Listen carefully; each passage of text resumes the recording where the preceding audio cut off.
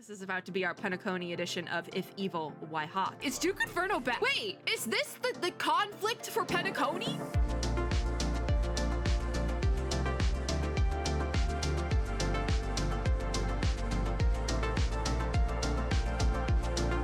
Friends and gamers, we have much to discuss. I was gonna put this off until the morning, but then the Honkai Star Rail account tweeted a picture and I was hooked. So we're here. Let's go to Penacony. And I know how to say it because the video started playing like really quickly when I first clicked on it, and there's just this big voice like Penacony. So I know how to say it now. I remember how to say it. But I'm really intrigued, especially by the description, because I have this whole thing. Oh my God, wait, it's Duke Inferno. Oh my God. Duke Inferno is one of the characters I'm excited for, okay? I'm excited for a lot of the Penacony characters though, so that's not even saying much, but this description is something I'm really interested in because I've said this whole thing with Star Rail before, that Star Rail, how it's written, the whole plot and story lends itself really well to doing very theatrical things. That's kind of the whole point. We are in Elio's twisted little play. And even here in the description of this video, if you look down here, it says scene 33, INT, which I think these are all like stage direction type things, I think. Interior of Everflame Mansion. That is where we currently are. We're in the Everflame Mansion, which that was the picture that was posted on the Honkai Star Rail Twitter. And immediately my brain saw flame and went, oh, flame chasers. Y'all have a type. Okay. However, I'm just like looking at, these are all, some of these are new characters, I think. There's Duke Inferno, Akash the Tuner, Dubra the Scribe, Katarina the Shacklebound, and Constance the Dahlia. Ooh, this is gonna be fun. This is gonna be dramatic. But also it says here scene 33. It's actually called A Night of Everflame scene 33. And I'm curious, just real fast. I feel like we've had other Myriad Celestia trailers that have this premise, have the scene number in it. And I do wonder if that is relevant at all. So I'm actually gonna do a page search. No, it's just that scene 33 that's coming up. Okay, so there's not another one with the word scene in it. Nope, there is. The Japello Rebellion is scene 47. Okay, so there is other ones that have scene numbers, which I wonder why that is. Okay, because it's not like any of the, what are they called again? What are they called? The Stellaron Hunters. It's not like any of them are listed on the quote unquote cast for this scene. So I'm gonna keep, it should be just the two, but I'm gonna scroll all the way down if my thing wants to work, and then do a page search so then we can see everything. And it looks like it's just those two. Yeah, it's scene 47, and then we have so this one, realistically, this Myriad Celestia trailer takes place before the Japello Rebellion one, I'm assuming. If they're going chronologically. They could be doing like a Memento, non-chronological storyline, but I don't want to think about that. That's a lot for 10:50 at night. That's a lot for 10:50 at night. And I have to get up early for Genshin. So we're not gonna think about that. But we have this. I have nothing set up because I wasn't planning to record. Thank God YouTube is no longer being throttled for me. So that's great. We can watch this normally. We are in the interior of the Everflame Mansion. Destruction is also a tagline here. Not really sure. I think maybe that's the vibe. I kind of remember how stage directions and things like that work in scripts, but I don't fully remember. So I think maybe that's the vibe. There's a tagline for the vibe, and it's destruction, which is one of our paths. So that's interesting. Does that mean Duke Inferno is destruction path? Because we have enough destruction path characters, thank you. The Blazing Inferno speaks. The sweetest dreams have burned my flowers and brought my demise. He said they burned my crops. All right, I'm putting this off. I feel like this is about to be our Penacony edition of If Evil, Why Hot? So let's get into it. Penacony. See? Penacony. Festivity. Ooh. A cradle drowning in dreams. Oh, these are our characters. Is this like reskin Flame Chasers, or is it something? Is it like a secret third thing? Is it the Flame Chasers reskin? No, totally. No, not no. Wait, is Duke Inferno back? Wait, is this the conflict for Penacony? We have conflict? I thought it was gonna be different. So, we have conflict. Okay. I didn't know Duke Inferno was gonna be bad, but I mean, he is kind of drawn like a cartoon villain, so I guess it makes sense. Interesting. The animation here is also insane. It's beautiful. I think it's, again, it goes back to how all the Myriad Celestia trailers have different animation styles based on the vibe. And again, this is another vibe. It's a lot more 3D model, realistic. What the hell is this monstrosity? Children of the Flame. Flame chasers? That's an eyeball. That is a very well lit eyeball. Oh, Akash. Okay, so we get an introduction. But we don't get to see them. I would love to see them. I want to know who's in the thumbnail, because the thumbnail's really pretty. It will be done. Oh, an apple.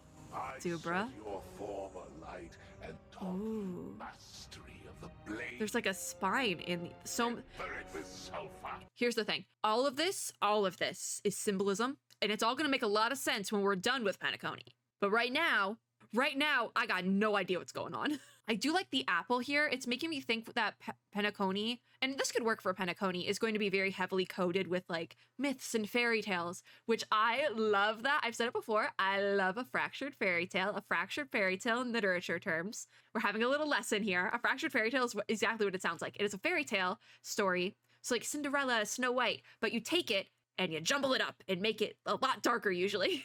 You basically change the story to either make it modern or give it a different ending or something like that. I'm trying to think of an example, but I can't. Yeah, I can't think of one off the top of my head, but there like is a bunch in my brain in the very back of it. Yeah, nothing off the top of my head. The only ones I can think of is like book series for whatever reason are in my brain right now. That's a little bit too niche maybe, but I love it. I love a fractured fairy tale so much. I think they're fun. I know that they are really overdone nowadays because even like a lot of the live action Disney remakes could be considered fractured fairy tales in some ways because they are a little bit different. Oh, if you need like a really good example, think the TV show Once Upon a Time. It's all fractured fairy tales. It's like the whole thing. That's the whole premise of the show. But I love it. It's really overdone now, but I still really like it. I've liked that like trope since like middle school. So like I love it. And if that's what we're getting, I like when it's done with like mythology too. So if that's what we're getting, I'm gonna be really happy. I'm gonna be really, really happy. Because he sounds not like a cartoon villain, but like a storybook villain. Ooh. Interesting. Katarina, yeah. Very interesting. Where we're getting like the inspirations. The preservation sanctum. Ooh. So I'm assuming these are the paths for these old man. Katarina's gonna be my favorite. I feel like these are the paths for these characters. Will they be playable though? Because they were not shown already before, but that could be a thing because these characters that are being described here were not shown in the little spoiler we got in the last special program for Honkai Star Rail, but that could have been done purposely because we were shown all the guests at the party, which they could do like a clue sort of thing, which could be so cool.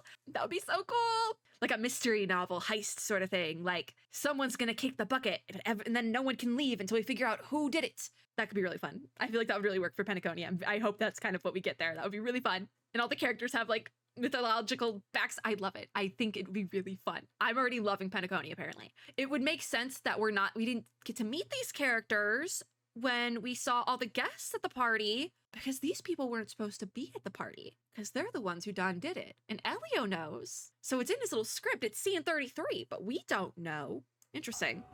Are we gonna have some dramatic irony going? The type of irony where the audience knows what's going on, but the characters do not. Midnight Hour could be it. Oh, okay. Switch up. So I feel like we can go back real quick and sort of give these characters names. This one for sure is Akash, because one, it looks like the only dude, and two, his thing was about music, so I'm pretty sure that's him. I want to say this is Dubra, because Dubra sounded very young, and she's the shortest here, so we're just gonna go with that. I'm covering her, but it's fine. I think this is Constance, because I think Constance is in the photo, because I did a little bit of looking on Twitter just really quickly. It was accidental. I was uploading something, it's fine. But I think that's her. And then you would be Katarina, which actually I think that works as well. I love this character design so much. Like, I love this character. Also, Akash is giving heavy Kevin vibes, Kevin Honkai Impact 3rd. I think it's the white hair and the green color, like blue-green coloring here. But I don't think he's a music guy. So interesting. Interesting where that's going. Oh. Oh, she's so cool. I love her. That is Katarina. This is gonna be Constance then. She has horns. Oh, I love the blue flame motif. Oh. Since when have those on the path? So that is Akash? Dead. Oh, he's so cool with the bass. And that's Dubra with the apple. Oh, she's terrifying. Oh my god. Oh my god. No, that's so cool. I love it. Such a thing does not exist. I love it. I love it. I love it. So is destruction going to be one of our paths then? I think so. Oh, I'm so hooked. Ooh, wait. Fetora, is that another place as well?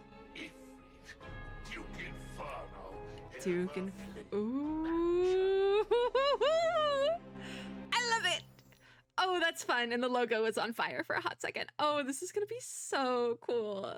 Oh, I'm so glad I decided to watch this because it says A Night of Everflame, scene 33. It makes me think fully that we are going to have, I think it's Clue that had the move. I always mix up Clue and Guess Who because they're both like games with a mystery aesthetic. And I know Clue is also called Cluedo, like in Europe. I know it has another name elsewhere, but here in America, we call it Clue. Oh yeah, I'm totally thinking of Clue because that's the one with an older movie. Oh yeah, I see the poster now. That's totally what I'm thinking of. Only a 7.2 on IMDb. I thought it was fine. I thought it was fine. You know, 7.2 is actually quite high. Okay. But I think like something like that could be so fun. A Night of Everflame. Someone's kicking the bucket. It could be so fun. Just like a really campy murder mystery could be so fun. And it would be very contained as well. It would make for a good, at least like, maybe it wouldn't be super contained. Like there's been more murder mystery stories, especially recent, where it takes place over a couple of days. And I think that could work really well. So people are allowed to leave, but it's still pretty contained. I think it could be fun. I think it could make a really fun story. And I liked the Clue movie. So like, I'm okay with that. Also, these characters are so cool. The character design is really, especially Duke Inferno. I never really put two and two together that he would be like a cartoon villain. And I think that works for him. I do think that works. I think having another character that is very musically coded, I'm covering him, but also works for Penacony. Oh my god, I've been trying to put my finger on who Constance reminds me of for the last like 5 minutes. And I think it's a weird mix of Aponia Honkai Impact 3rd and Eden Honkai Impact 3rd. Does this make sense to anyone else? I'm not saying anyone's an XP of anyone, because I don't think that's the case for any of these characters. But it's in my brain, and now I can't stop thinking. I think it's the big hat. It's the big hat and the flowy dress, and she's just so pretty. I do think Katarina's gonna be my fave. I do think that. I do think she's gonna be less involved because she's like way in the back, kind of like covered up. At least you can see her, unlike Dubra over here, who is being covered by Duke Inferno's coat. This is gonna be really cool. It's gonna be really cool, and I'm really excited for Penacony now. Yeah, it's gonna be fun. There was a tweet though, so let's go look at the tweet real quick. I do hope they continue to go with this scene numbering for the Myriad Celestia trailers because it makes it seem more connected, even while all the Myriad Celestia trailers are so different, even in like down to the style they're done in. I think giving them scene numbers makes a lot of sense because then it's like, oh, so this one falls in here and this one is over here. And I really like that. But also keeping that consistent could be really hard over time because it's like, oh, like in 2 years, it's like, oh, this should have gone here, but we have two right after the other. Oh God. Like, I do wonder if they're keeping this consistent as well, or they just pick like random numbers, like ballpark it. Curious.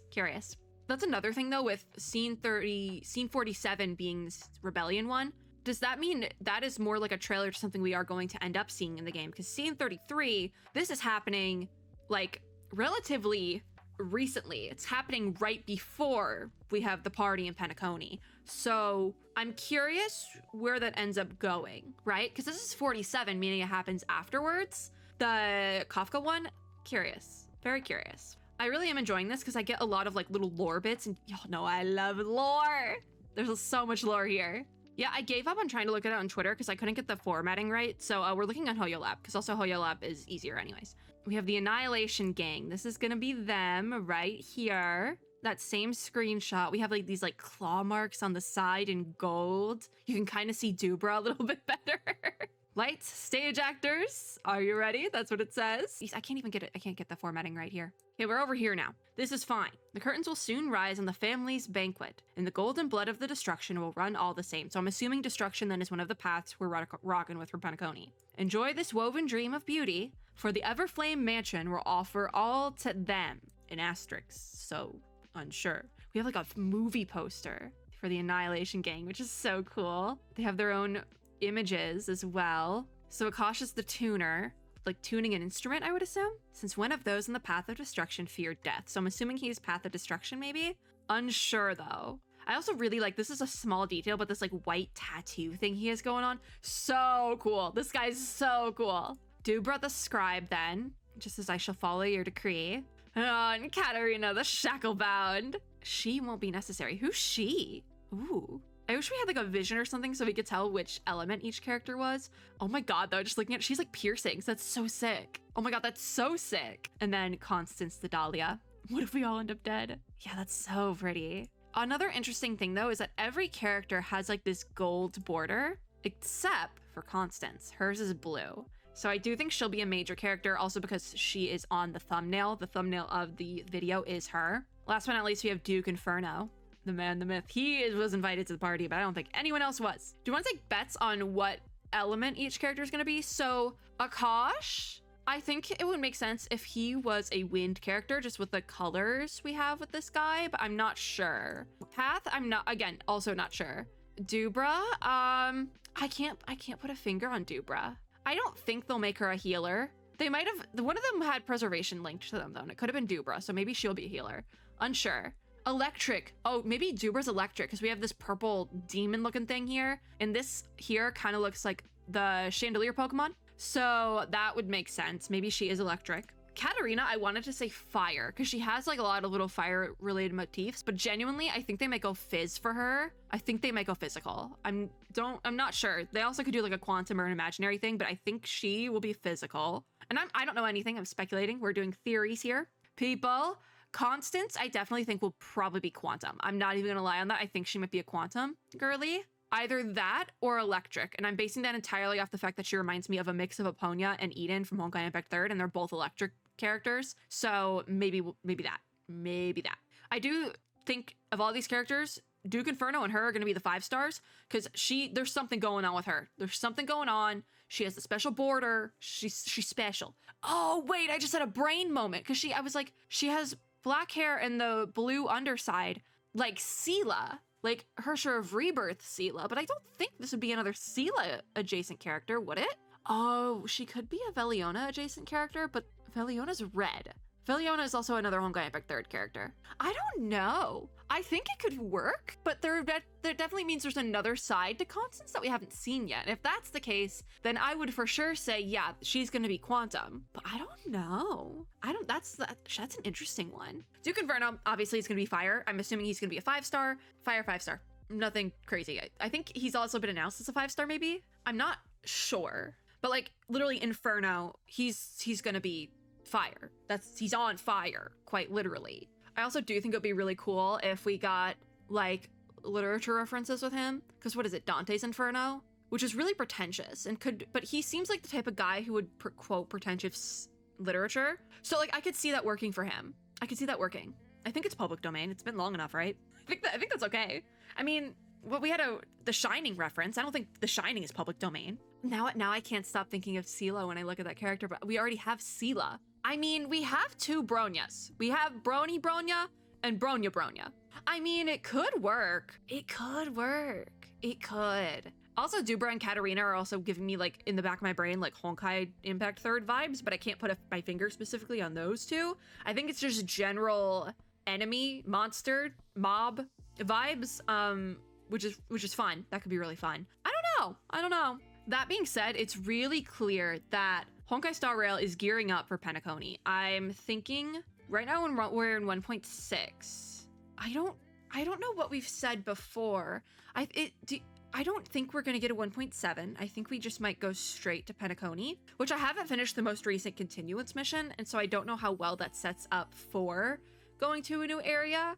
Because I know the jump between Eurilla 6 and the Shinjo worked out really well because they were kind of like connected, but we didn't have any continuance missions at that time. They just kind of went one into the other. So I don't know how they plan on doing it. What I do know is that we have a very short amount of time to finish the Shanjo storyline.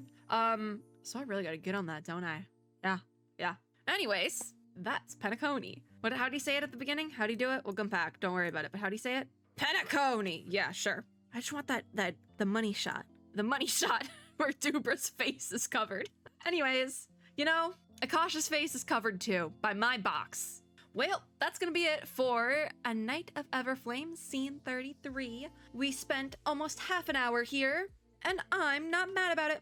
If you like this video, make sure to give me a like down below, as well as subscribe for more, and click the little notification bell to be notified when I upload new ones. I will link the trailer down below, so you can watch it without me pausing. As always, I hope everyone had or is having a super lovely day wherever you are in the world, and I'll see you all in my next video. Bye, guys!